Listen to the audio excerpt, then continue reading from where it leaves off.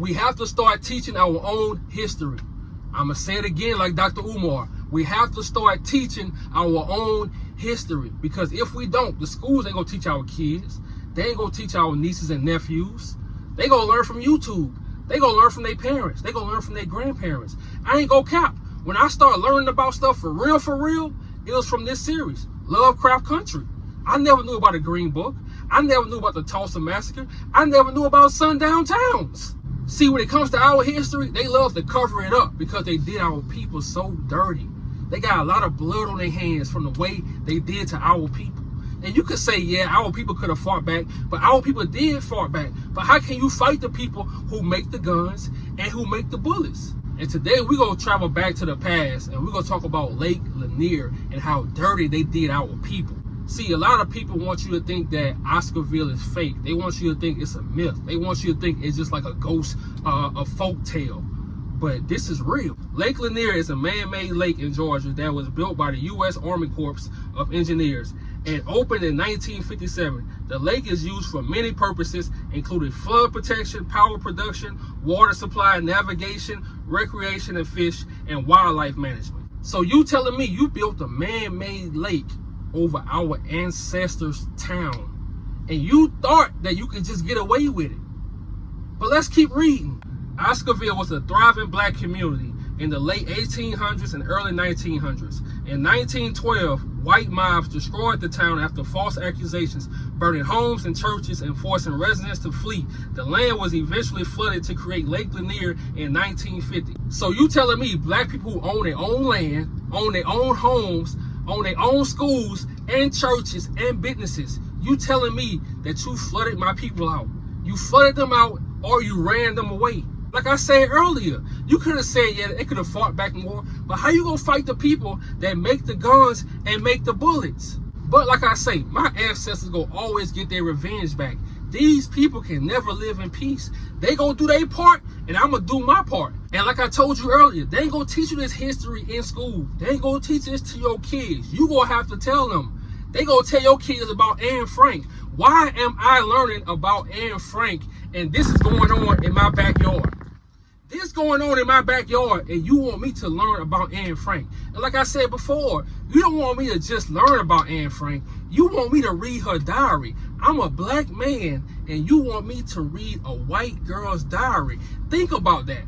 Think about how they tried to play us right in our face. But let's keep reading to see why they decided to flood Oscarville. In 1912, 19-year-old white woman May Crow was found unalive in the woods near Lake Lanier. This event led to intense racial violence against the residents of Oscarville, a black town that was built over to create a lake. So you telling me in Rosewood, in the Tulsa Massacre, in this situation, all the time, it's a white young lady that's always being essayed. I ain't gonna say the R word, but they want us to think that we always doing this. I'm starting to believe is there are people doing this, creating these situations so they can take our land and unalive our people. And see, back in those days, they had to blame someone. It's still going on today. That's why you seeing a lot of black men being executed, and even though they innocent, they still being executed. Ernest Knox and Oscar Daniel. Ernest was 16 years old at the time. Oscar was 18 years old. Both of them unalive by a rope by these people because they just went in and they just found anybody to blame it on. 8,000 to 10,000 people were in attendance to watch them get unalive by a rope. Sit back and think about 8,000 people to 10,000 people watching you about to get unalive by a rope, and they happy about it, and it's normal. You see what our people went through? So fast forward to now, when you online and you see a black man, an innocent black man getting unalive by a cop, an innocent black woman get unalive by a cop, and they post it online to the whole world. That's a modern day, I ain't gonna use the L word, but you know what I want to say. It's just modern times now. They go post it on the internet so everybody can see it, so it can put fear into every black person not to fight back. And sometimes I be wanting to crash out, but I know when it comes to our people crashing out together, not in an ignorant way, but strategically, it's hard for us to do because we thinking about the law, we thinking about the repercussions, we thinking about what's going to happen to us. And the same way they was. But 10,000 people viewing you being unalive by a rope, that's crazy.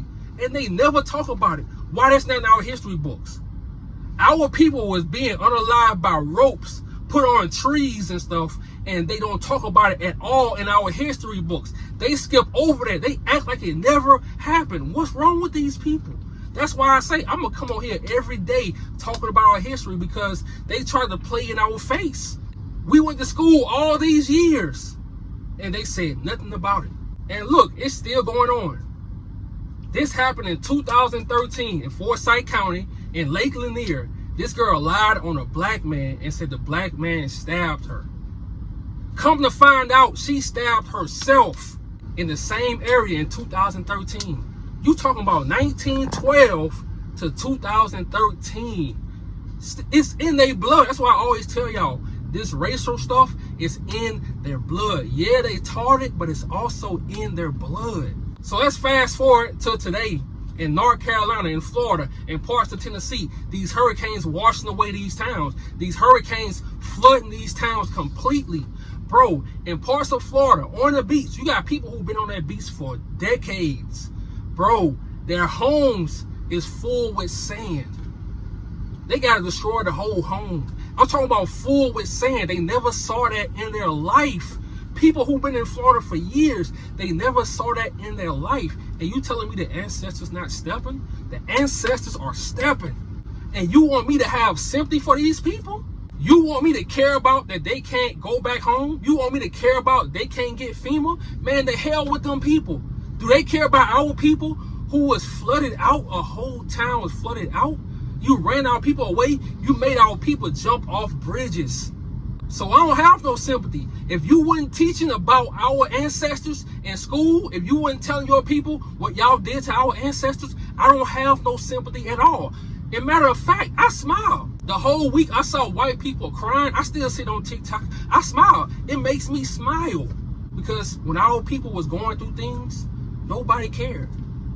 Our people went through things in 1912. It took them to 1987 in Forsyth County to talk about that, because our people had to go up there and march. And this how I know my ancestors getting revenge. 216 unalive since 1994. The deadliest lake in Georgia. What's the coincidence? The deadliest lake in Georgia is the lake where they unalived our ancestors. Is that a coincidence? No. So let's move on to Oprah. Oprah's show was 6 months in. She was new. Oprah brought these people from Forsyth County in on her show. No black people. She brought these people in to ask them how they feel about black people. These racist people, she brought them in. And after the show, she had to hurry up and run before the sun go down. So that's why I said Oprah never been for our people. She wanted to get them on to tell their side of the story, because a lot of them are part of the KKK. And who was running the entertainment business at the time? It was the KKK. All of them had ties. So if she brought them on the show, they're going to boost her up. So that's how she was able to become a billionaire, because she was messing with the crooked people. And I know I seem so passionate about this, but I just wish I could travel back in time and I had the mind that I have now just to tell my people, look, bro, we got to fight back.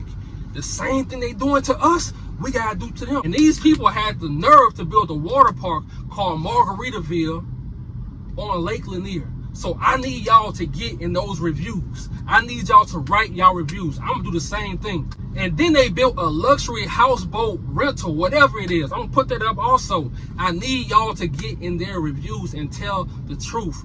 Because even though all of them not evil, somebody go see it and they go start questioning stuff. People go start questioning things, because I'm telling you, they not telling people of today that Lake Lanier is built over a black town. They not telling people that. And a lot of people don't know, because a lot of people don't really do their history these days. People just go to water parks and think it's a water park. And I have a message to Caucasian people. If you know about your ancestors mistreating our ancestors and you never talked about it, we don't care what you're going through. We don't care if you lost your home in a tornado. We don't care if you lost your home in a landslide. We don't care if your town was flooded. We don't care. You better take it up with FEMA. These people make $5 billion annually. from Lake Lanier. Imagine what our people could have been making. Imagine that town would have grew as the years passed on. But we'll never know. And this happened in so many places in the country. We're going to talk about it. I'm going to talk about the place that people never heard about. I'm going to research all this stuff because we can't keep letting this stuff slide, bro. And now today, they call it gentrification. When they decide to put money in a neighborhood to rebuild the neighborhood, they do it for their people. So we have to start putting this information out so we can start caring about our community. And today's poem is going to come from Tupac, The Rose That Grew from the Concrete. Did you hear about the rose that grew from the crack in the concrete? Proving nature's law is wrong. It learned to walk without having feet. Funny it seems, but by having its dreams, it learned to breathe fresh air. Long live the rose that grew from the concrete when no one else cared. The tougher life gets, you have to get tougher. And look, we can't really complain. Our people were being ran out of their towns. Our people were being unalive. So whatever you're going through, I'm telling you, you can really get through it. Our people had to fight for us. They was fighting for our future and didn't even know it. So shout out to my ancestors. We love you. Keep doing what y'all doing to these people. Keep y'all foot on their neck. I'm out.